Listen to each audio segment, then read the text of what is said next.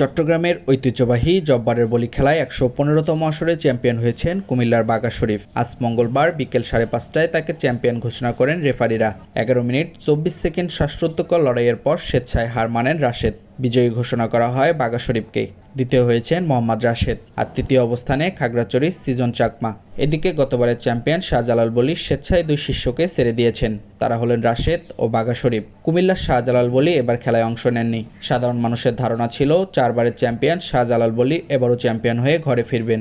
রাসেল এবং বাঘা শরীফ তাদের দুইজনের গ্রামের বাড়ি কুমিল্লায়। দুইজনেই কুস্তির প্রশিক্ষণ নিয়েছেন চট্টগ্রামের বলী খেলা আসরের ৪ বারের চ্যাম্পিয়ন শাহজালাল বলীর কাছ থেকে। অনুষ্ঠানে প্রধান অতিথি হিসেবে উপস্থিত ছিলেন রেলপথ মন্ত্রণালয় স্থায়ী কমিটির চেয়ারম্যান ও রাউজান সংসদ সদস্য এবিএম ফজলে করিম চৌধুরী। উদ্বোধক চট্টগ্রাম জেলা ক্রীড়া সংস্থার সাধারণ সম্পাদক আজমান নাসিরউদ্দিন। বিশেষ অতিথি হিসেবে উপস্থিত ছিলেন এনএসটি স্পোর্ট কমপ্লেক্স ব্যবস্থাপনা পরিচালক সৈয়দ মোহাম্মদ তানসির।